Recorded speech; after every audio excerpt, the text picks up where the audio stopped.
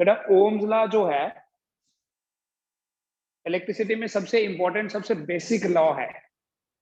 although it is not a universal law, it is not every time applicable, there are so many exceptions, but फिर भी हमारी जो electricity है वो Ohm's law पे base है। हम जो करंट इलेक्ट्रिसिटी में काफी सर्किट एनालिसिस करेंगे वो ओम्स लॉ पे बेस्ड होगा। एक कंडीशनल लॉ है, हम देखेंगे कंडीशनल लॉ क्यों है, क्या कंडीशंस हैं। एक जर्मन फिजिसिस्ट थे जिनका नाम आपने सुना होगा, जॉर्ज सिमन ओम।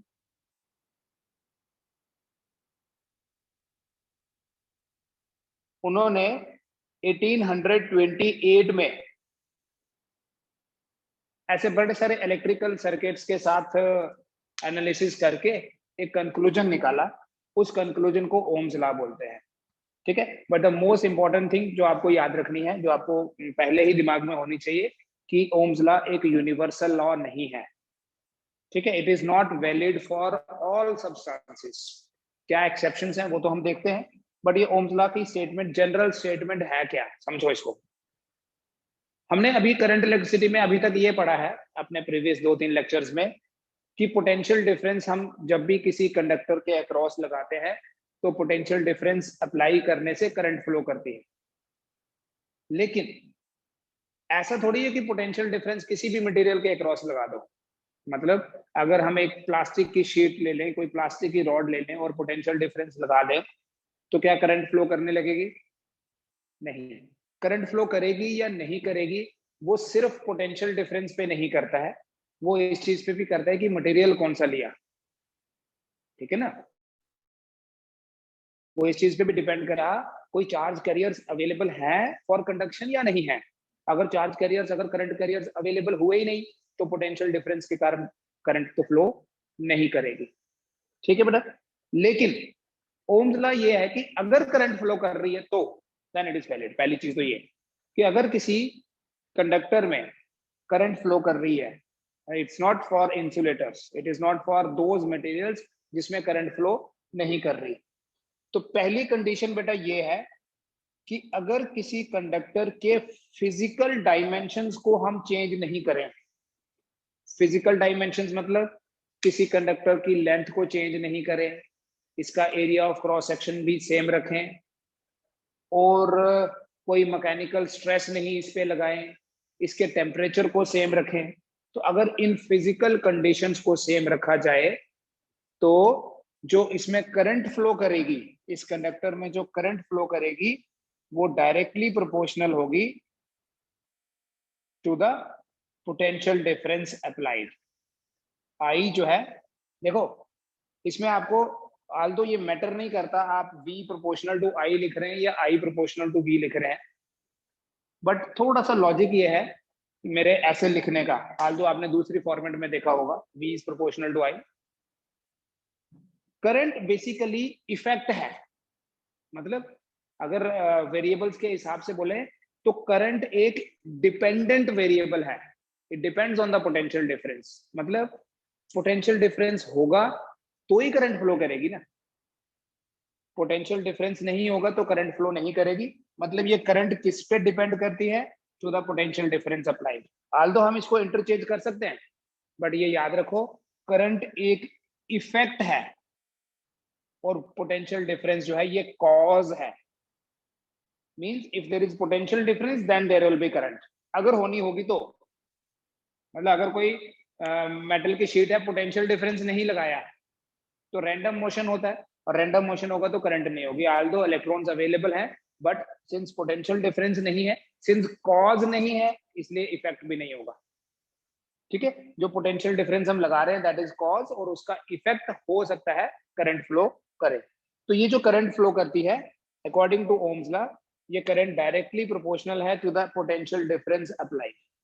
मतलब अगर हम ज्यादा पोटेंशियल डिफरेंस क्रिएट करें तो करंट ज्यादा फ्लो करेगी, और अगर पोटेंशियल डिफरेंस कम होगा तो करंट भी कम होगी। बट कंडीशन क्या है? कंडीशन ये है कि इफ वी कीप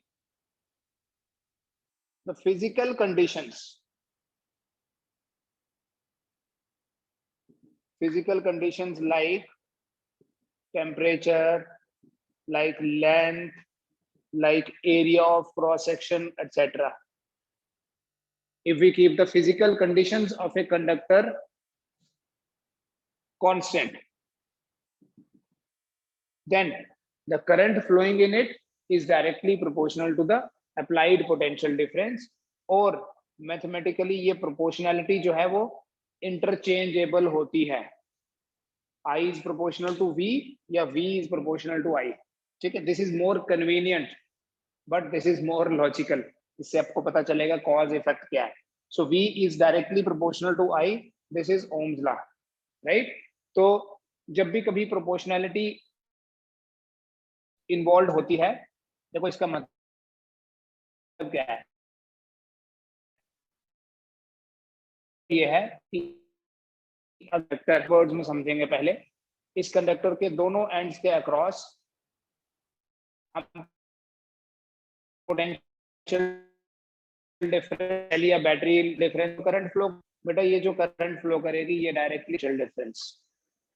ठीक है, समटाइम्स ये पोटेंशियल डिफरेंस सफिशिएंट नहीं होता तो करंट फ्लो ही नहीं करती.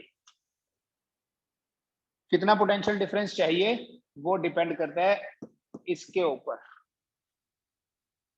ठीक है, और उसी प्रॉपर्टी को बोलते हैं बेटा रेजिस्टेंस. तो यहाँ वो प्रोपोर्शनैलिटी कांस्टेंट का काम करेगा. हाँ, तो proportionality constant but it is called as resistance. Now इसमें ना कोई कंफ्यूजन नहीं होनी चाहिए.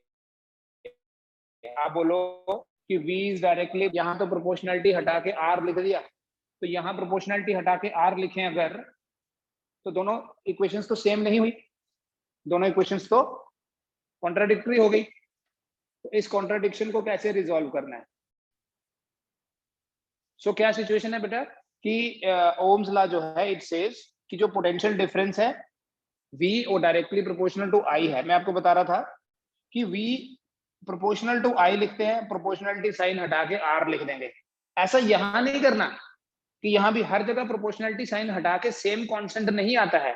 एक छोटी सी चीज समझ लो, आपका ये कंफ्यूजन दूर हो जाएगा. बिकॉज आप इससे पहले कि आप ये पूछें यहाँ R क्यों नहीं, मेरे पास एक इक्वेशन है y is equal to 2x. ठीक है, क्या मैं ये इस इक्वेशन में ऐसा बोल सकता हूँ कि y is directly proportional to x? Yes, because we have a constant 2, तो कांस्टेंट हटाया प्रोपोर्शनलिटी आ गया. अब इसी इक्वेशन को अगर मैं ऐसे लिखूं x इक्वल टू 1/2y, तो क्या इक्वेशन चेंज हुई? इक्वेशन वही है ना, वही इक्वेशन है, बट अभी मैं लिखूंगा x is proportional to y. तो y is proportional to x is proportional to y. तो प्रोपोर्शनैलिटी इंटरचेंजेबल है, बट क्या इंटरचेंजेबल नहीं है? Constant.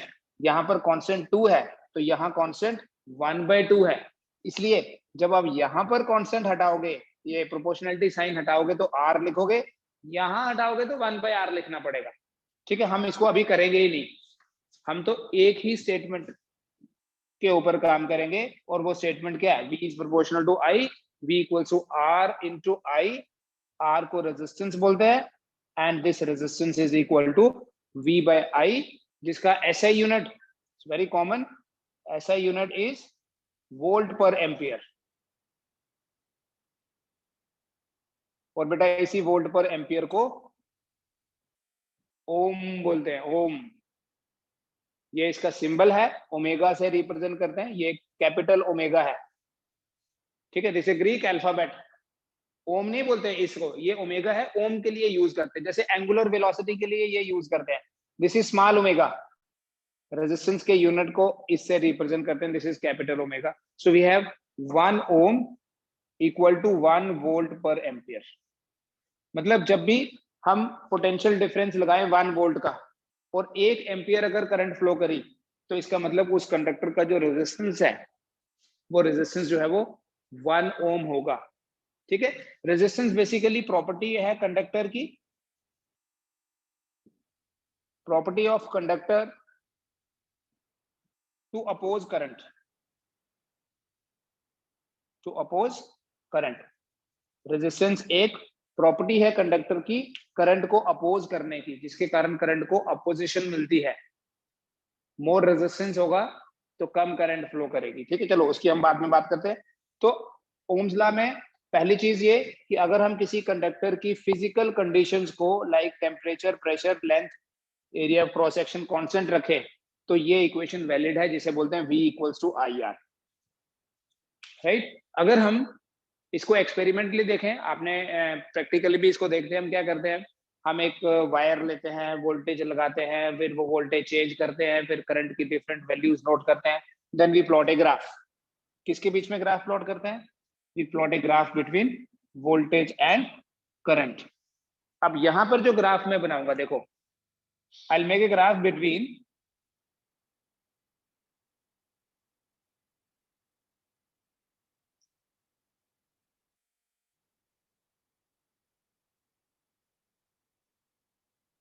V equals to I R का ग्राफ। बेटा V equals to I R का जो ग्राफ है, that will be like Y equal to 2x का graph.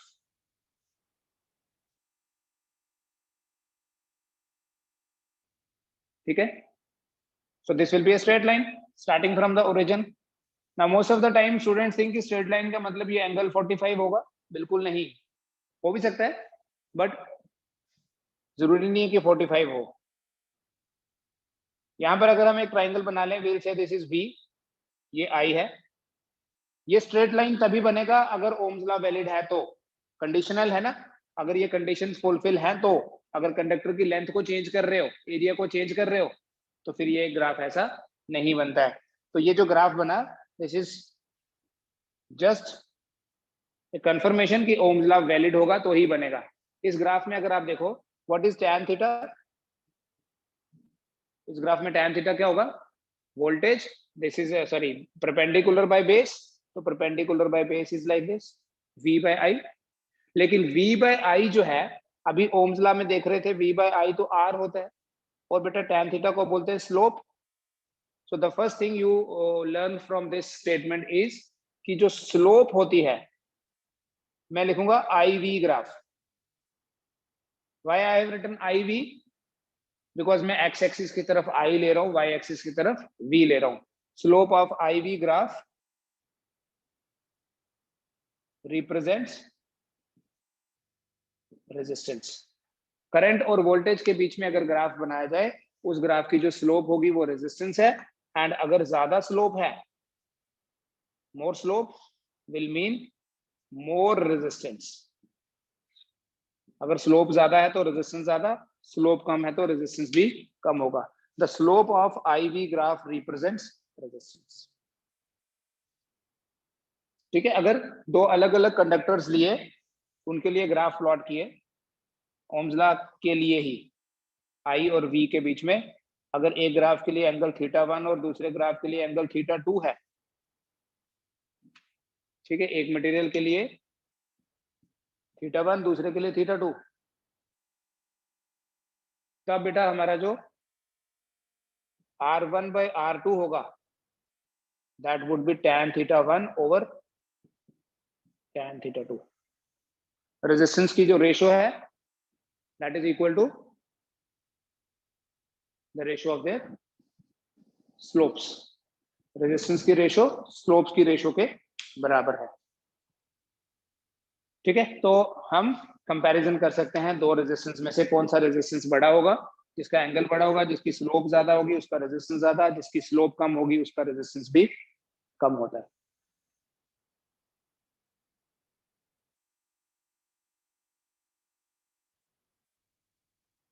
Let us quickly prove this Ohm's law mathematically. ठीक है, लेट अस सी इसका mathematical proof क्या है।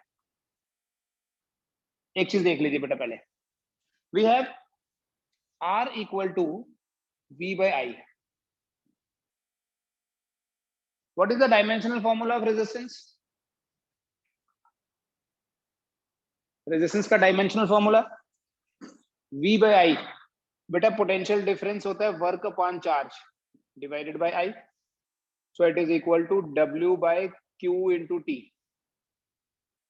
और थोड़ा सा स्प्लिट कर लेते हैं, we can write it as W by charge होता है current into time into again current, तो R क्या हो गया? W by I square into T। Now you can write the dimensions. Work का डायमेंशनल फॉर्मूला होगा m1 l2 t minus 2, current का square है a2, टाइम के लिए t1, तो ये आ जाएगा आपके पास m1 L2 T minus 3 A minus 2. ठीक है, this is resistance of the conductor. This is the dimensional formula of resistance. बेटा रेजिस्टेंस का जो रेसिप्रोकल है that is called as conductance. The reciprocal of resistance is conductance.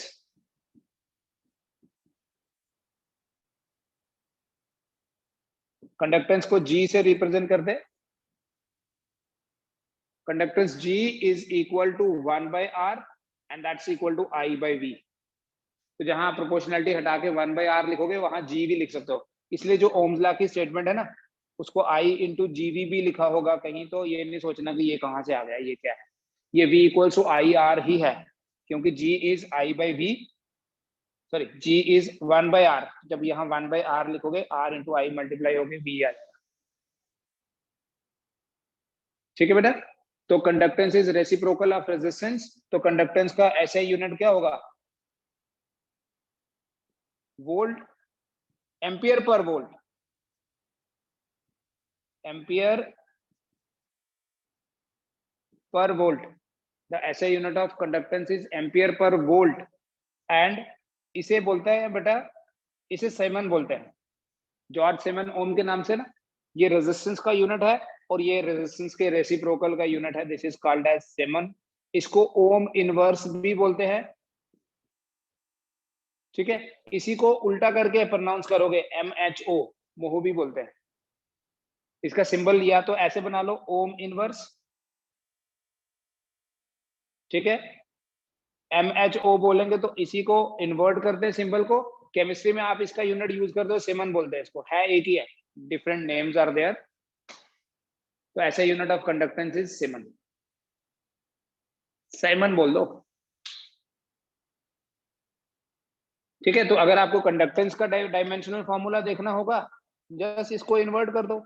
M-1 L-2 P3 A2. ठीक है. This is brief idea about the statement of Ohm's law.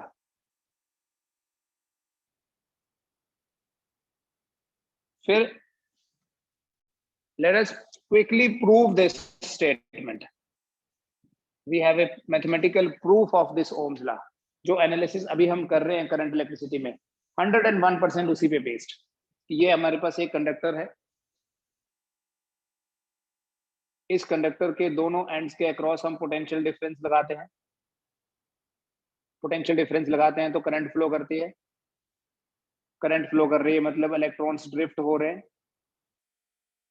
Right. The expression for drift velocity is, conductor की length ले लेते हैं बेटा, same diagram. The expression for drift velocity is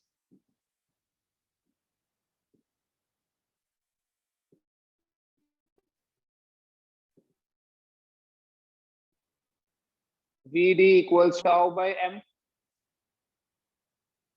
Let us say this is equation number 1. And दूसरा हमने relation देखा, relation between current and drift velocity, और वो रिलेशन है I equals to NEA into VD. So this is second equation. One is expression for drift velocity, the other is relation between current and drift velocity. ठीक है. दोनों expression हमने किए. अब first equation को सेकंड में put कर देते हैं. Put equation 1 in equation 2. जब आप फर्स्ट इक्वेशन को सेकंड में पुट करोगे आपके पास बनेगा I equal to NEA into VD की जगह लिखो small e capital E into tau by m, which means that I equal to NE square A tau by m into E. यहां तक कर लीजिए बेटा. कोई डाउट है तो बता दो. ठीक है बेटा. देखिए अब नेक्स्ट, फर्स्ट इक्वेशन को सेकंड में पुट किया. ये हमारे पास एक इक्वेशन बन गई जिसमें E is the electric field intensity. ये इलेक्ट्रिक फील्ड इंटेंसिटी तब क्रिएट हुई जब हमने पोटेंशियल डिफरेंस लगाया. और बेटा इसी इलेक्ट्रिक फील्ड के कारण इन इलेक्ट्रॉन्स को ये ड्रिफ्ट मिला. बिकॉज जब भी कोई चार्ज किसी फील्ड में होता है तो उस चार्ज के ऊपर फोर्स लगती है. राइट. हमने जो पोटेंशियल डिफरेंस लगाया वो V है, कंडक्टर की लेंथ L है. ठीक है. If V is the potential difference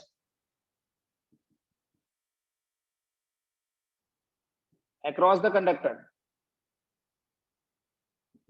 Then we have a relation. It says electric field is potential gradient E equals to V by L. क्या रिलेशन है बेटा? E equals to V by L. तो अगर हम E equal to V by L यहां use करें तो I क्या बन जाएगा? I will be equal to NE square NE square A tau by M into V by L. So can you solve this equation? कौन सी equation है? I equal to NE square tau by M. Can you solve this equation and get the value of V by I from here? इसी equation से, because now see we have V, we have I, V. तो अगर आप इसको solve करोगे तो V by I आपके पास बन जाएगा ML over NE square A into tau. करके देख लो जरा. M into L divided by NE square A into tau. Now see, हमने क्या लिखा था? कंडीशन क्या है? कंडक्टर की लेंथ कांस्टेंट होनी चाहिए, area of cross section constant होना चाहिए. Only then this Ohm's law is valid. So see here, अगर लेंथ कांस्टेंट है, area of cross section constant है, बाकी चीजें तो ऑलरेडी है ही कांस्टेंट.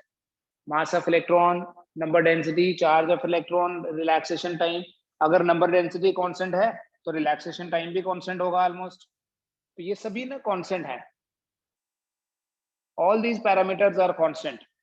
और इसी कांस्टेंट को किसी भी लेटर से रिप्रेजेंट कर सकते थे, बट लेटर ऑन वी सी कि ये जो कांस्टेंट है एक्चुअली ये करंट के फ्लो को अपोज करता है. देखते हैं कैसे. इसलिए इसको रेजिस्टेंस बोलते हैं and we represent by R. तो V by I एक रेशो जो है ये कांस्टेंट है, उस कांस्टेंट रेशो को R से रिप्रेजेंट करते हैं तो बोलते हैं रेजिस्टेंस है. So we have V equal to IR. ये आ गया इसका प्रूफ. बट इस प्रूफ में हमें एक इंफॉर्मेशन मिल रही है. अगर आप ध्यान से देखो, from this proof we get कि ये है हमारा रेजिस्टेंस का expression. This is expression for resistance of a conductor. Therefore we conclude from here कि ठीक है, V और I की रेशियो कांस्टेंट तो है, लेकिन जो रेजिस्टेंस का एक्सप्रेशन है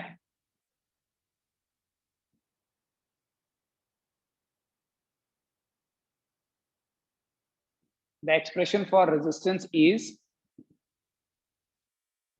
R equal to ML over NE square A into tau.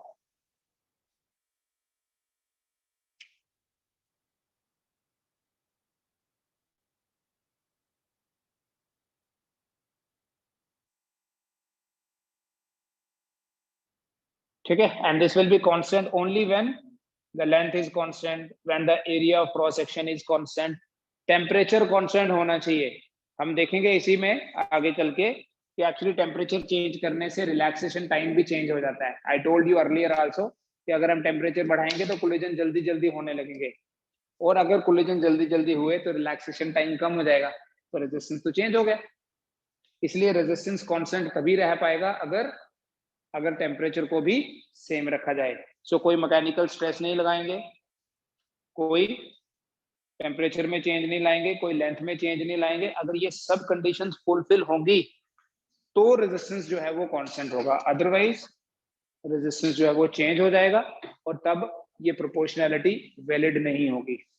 ठीक है. For most of the metals के लिए अगर हम ये कंडीशन फुलफिल करें तो V और I की जो रेशियो है वो कांस्टेंट है. उसी कांस्टेंट रेशियो को रेजिस्टेंस बोलते हैं. ठीक. तो ये आ गया expression for resistance. Will start our next class from here, but यहाँ हम अभी कुछ और देखेंगे. पहले देखें वाई वी से कि जो ओम्स लॉ है वो एक यूनिवर्सल लॉ नहीं है. ठीक है. ओम्स लॉ जो है it is not a universal law.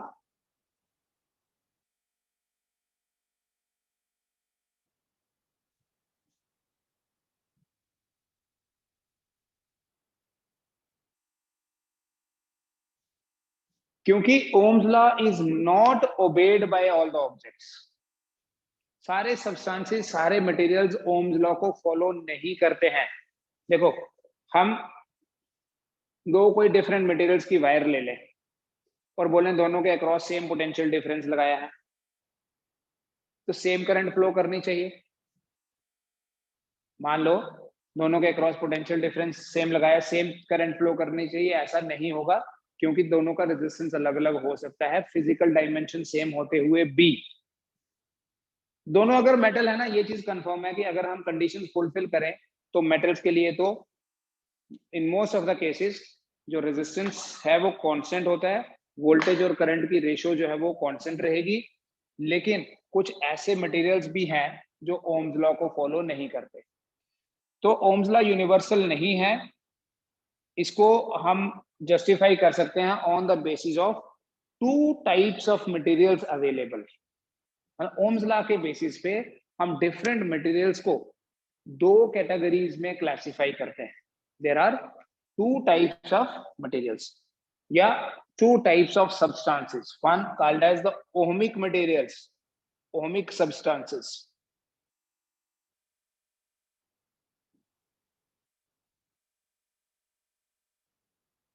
and the second is non-ohmic.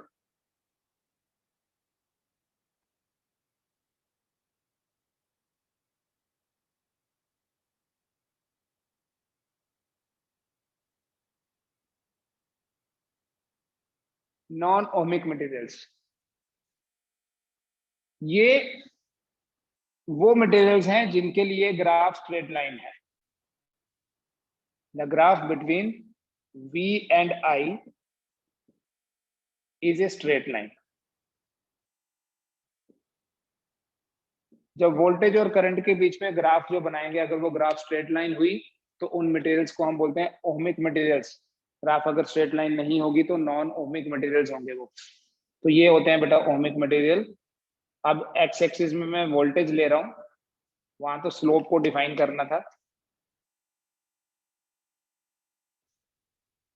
इनको लीनियर डिवाइसेस भी बोलते हैं।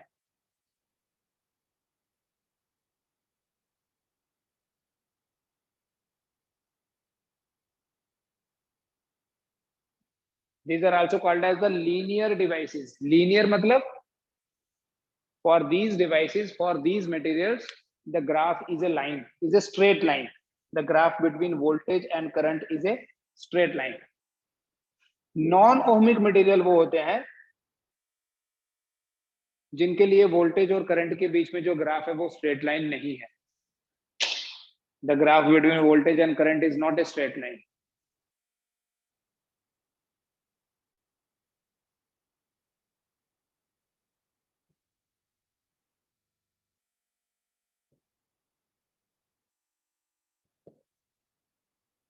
जिन मटेरियल्स के लिए ग्राफ स्ट्रेट लाइन नहीं होगा, such materials are non ohmic materials. क्या कौन से मटेरियल होते हैं ग्राफ स्ट्रेट लाइन होना ही चाहिए? नहीं, इट इज नॉट नेसेसरी कि हमेशा जो ग्राफ है वो स्ट्रेट लाइन होगा। कभी ग्राफ स्ट्रेट लाइन नहीं भी हो सकता किसी मटेरियल के लिए।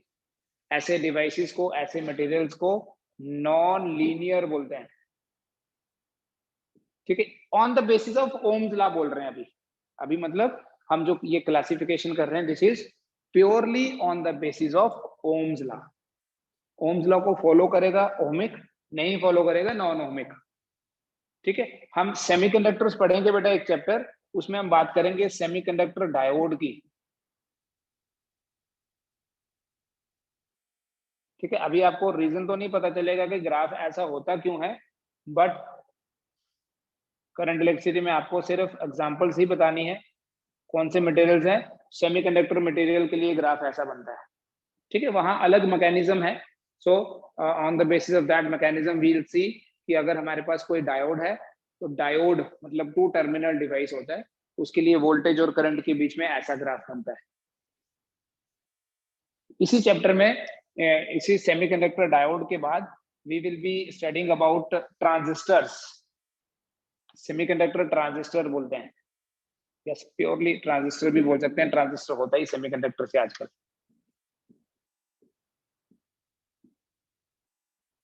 ट्रांजिस्टर के लिए जो वोल्टेज और करंट के बीच में ग्राफ है,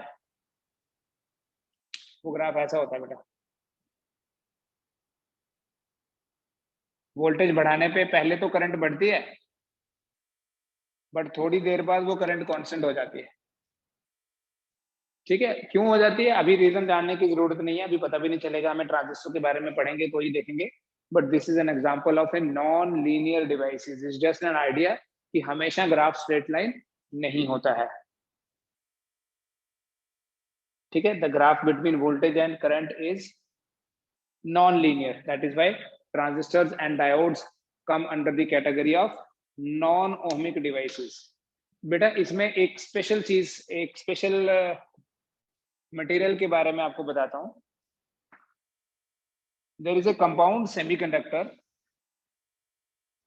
There is a compound semiconductor called as gallium arsenide. Gallium और आर्सेनिक का कंपाउंड है गैलियम आर्सेनाइड। ये एक कंपाउंड सेमीकंडक्टर है।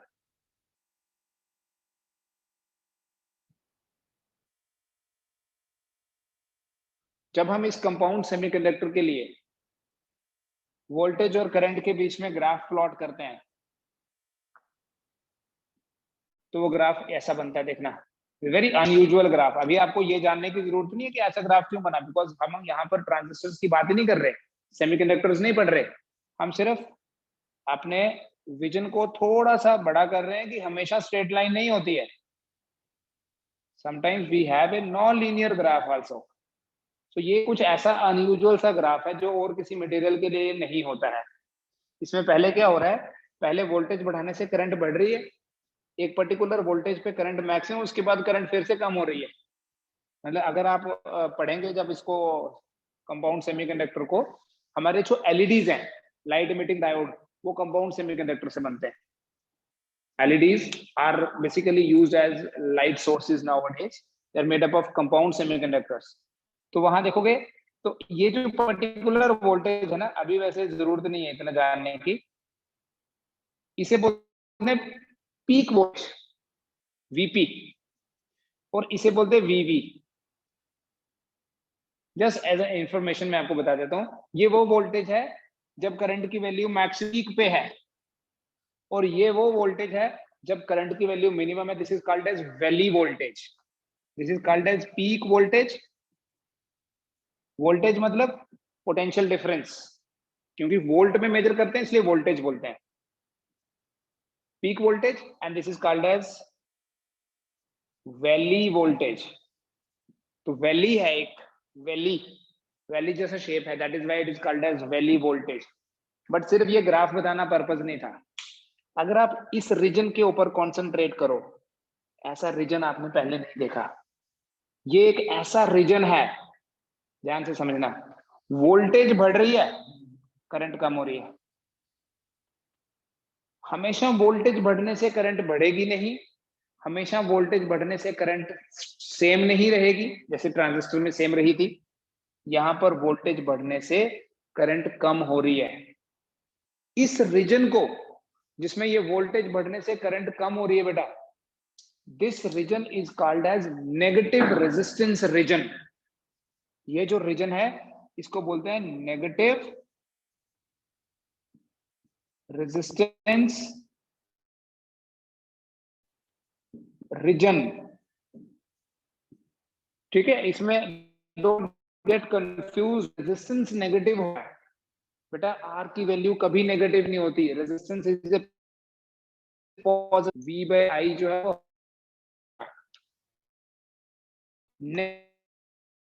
indicates decrease in current with increase in voltage।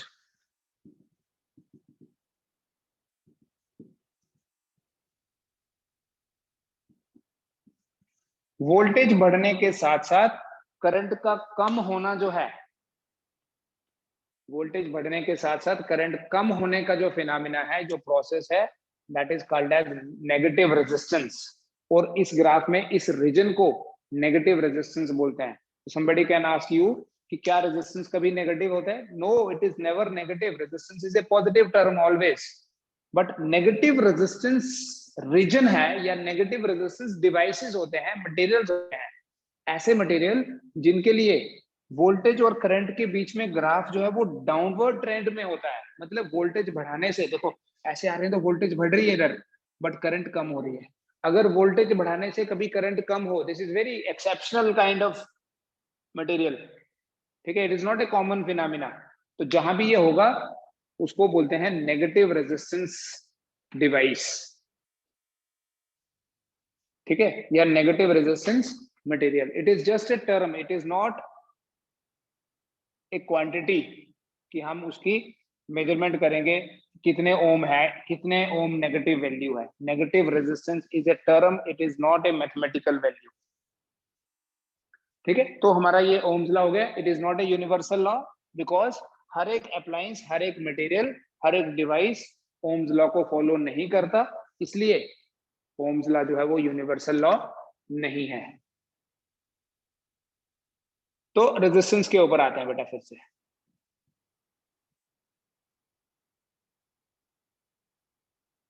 It is a property of a conductor. Most of the time हम ये बोलते हैं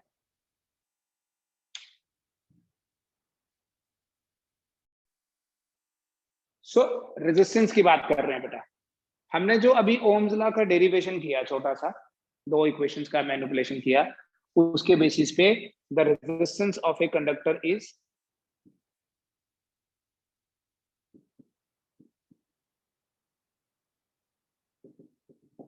R equal to ml over n e square a into tau.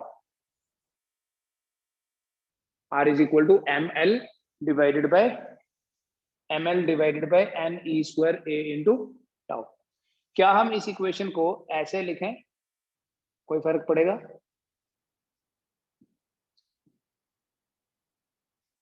Mass of electron, number density, ये तो material की property है और ये फिजिकल डायमेंशन है. लेंथ और एरिया जो है, दीज आर फिजिकल डायमेंशंस. क्या मतलब हुआ देखना. मान लो बेटा मेरे पास एक कॉपर की वायर है ये, और दूसरी कॉपर की वायर है ये. कॉपर की है ये भी, ठीक है, दोनों सेम मटेरियल. तो इन दोनों के लिए ये जो पैरामीटर्स होंगे ना, ये सेम होंगे, लेकिन इन दोनों की लेंथ डिफरेंट है, इन दोनों का area of cross section different है. इसलिए इस एक्सप्रेशन को मैंने ऐसे लिख दिया.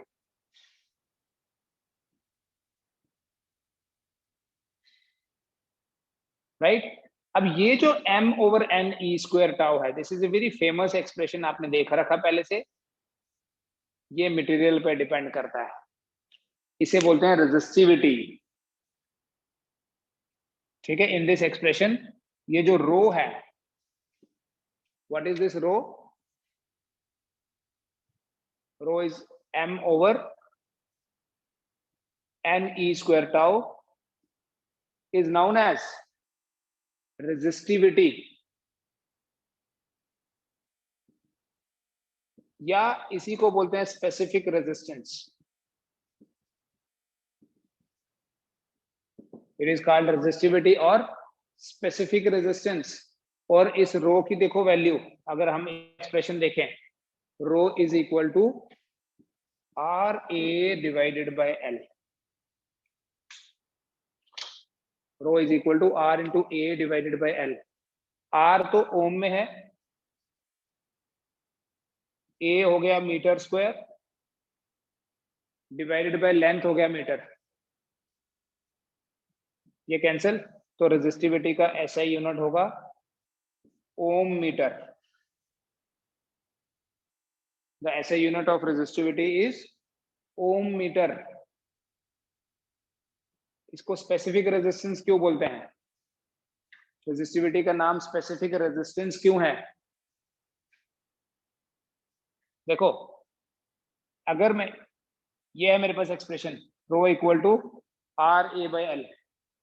अगर मैं कोई ऐसा कंडक्टर लूं जिसकी लेंथ 1 मीटर और area of cross section 1 metre square है, length is 1 metre and the area of cross section is 1 metre square, उसके लिए रेजिस्टिविटी कितनी होगी, R 1 so resistivity will be equal to R।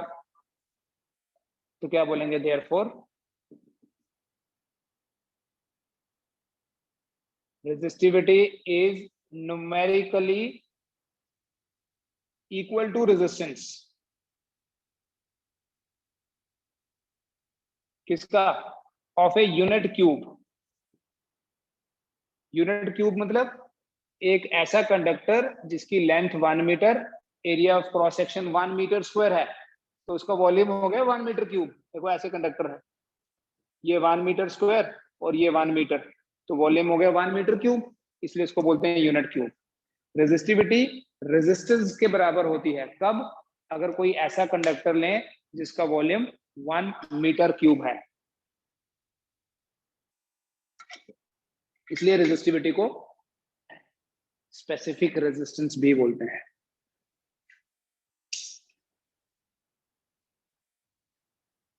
तो रेजिस्टिविटी का एक्सप्रेशन क्या हो गया, ये m over n e square tau.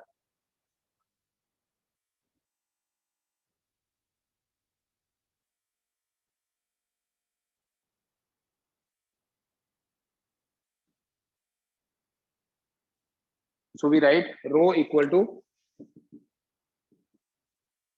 m over n e square tau।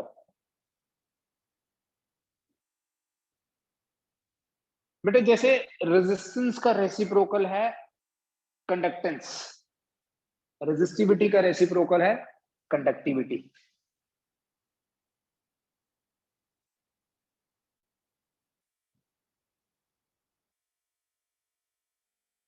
Represented by the letter sigma, बड़ी बार देखा होगा आपने। कंडक्टिविटी, कंडक्टिविटी को स्पेसिफिक कंडक्टेंस भी बोला जाता है।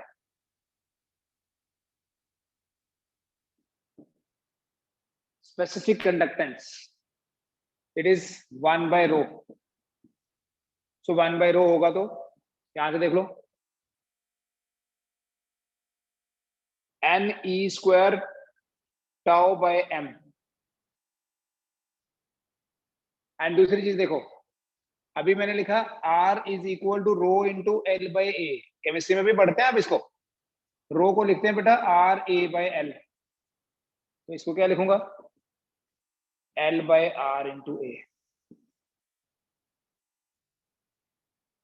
तो इसका यूनिट होगा रेजिस्टिविटी से उल्टा, वो ओम मीटर था, ये पर ओम पर मीटर, ऐसे भी लिखते हैं, सीमन पर मीटर भी बोलते हैं इसी को।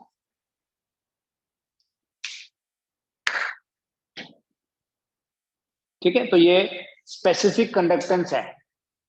बिकॉज अगर हम फिर से देखो, अगर हम L1 एरिया 1, तो सिग्मा हो जाएगा 1 बाय आर। 1 बाय आर क्या होता है, conductance, so that is why we call it as specific conductance. If L is 1, A is 1, sigma will be equal to 1 by R, that is equal to G। Sigma G के बराबर होगा, specific conductance के बराबर होगा जब unit cube होगा हमारे पास।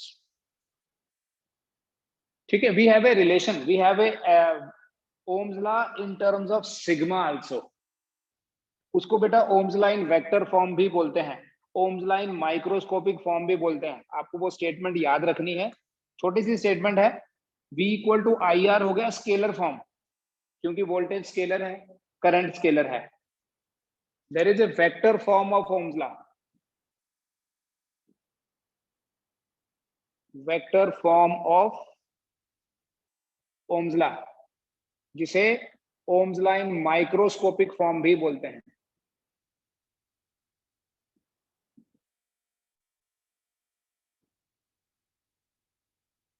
ठीक है, और इसे भी हम डिराइव करेंगे, सेम दो इक्वेशंस हैं, क्विकली 1 मिनट में होगा। देखो, we have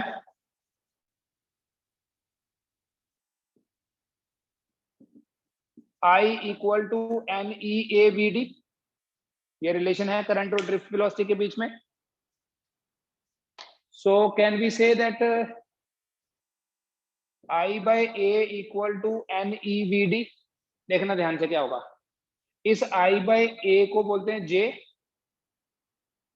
this will be NEVD की जगह लिख सकते हैं small e capital E tau by M,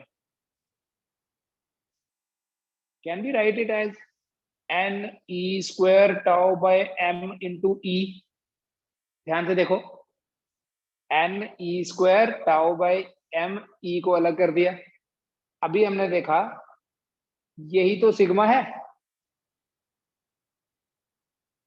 यही तो सिग्मा है, मतलब कंडक्टिविटी है, आप चेक करो, so J equal to sigma E,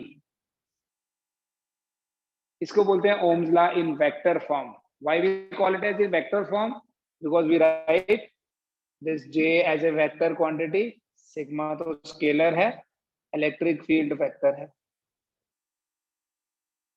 तो J equal to sigma into E भी आपको दिखेगा बेटा कभी, ये भी ओम्स लॉ ही है, can be written as E vector equal to 1 by sigma into J vector, छोड़ना नहीं है सिलेबस का कोई भी पार्ट, सिलेबस क्या जो भी है पूरा, 1 by सिग्मा क्या होता है, रो, तो ओम्स लॉ की एक फॉर्म ये भी है, देखो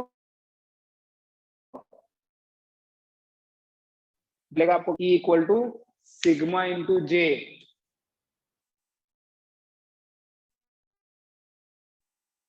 ठीक है, और ये देखो अगर आप वेक्टर फॉर्म में E, स्केलर फॉर्म में V, वेक्टर फॉर्म में E, स्केलर फॉर्म में V, यहां रेजिस्टिविटी वहां रेजिस्टेंस, यहां करंट डेंसिटी तो करंट डेंसिटी का इक्विवेलेंट क्या है, करंट, तो E equal to rho into J, V equals to R into I, ohm's law है दोनों, ये वेक्टर और ये स्केलर फॉर्म में, ठीक है, यहां हम करंट डेंसिटी की बात कर रहे हैं which is a microscopic quantity, इसलिए इसको ohms law in microscopic form भी बोलते हैं, ज्यादातर तो आपको ऐसे ऐसे यूज करना है, J equal to sigma into E, और we can have different formats, sometimes आपके पास डायरेक्ट क्वेश्चन हो सकता है, which are the following statements represent ohm's law, तो हो सकता है कहीं वोल्टेज और करंट का नाम ही नहीं हो, तो आपको इस तरह की स्टेटमेंट्स का मैनिपुलेशन देखना पड़ेगा, ठीक है, तो एक बार आपके सामने से ये निकला होगा, है तो इजी है, मतलब कोई डेरिवेशन की जरूरत नहीं है, but you should remember this statement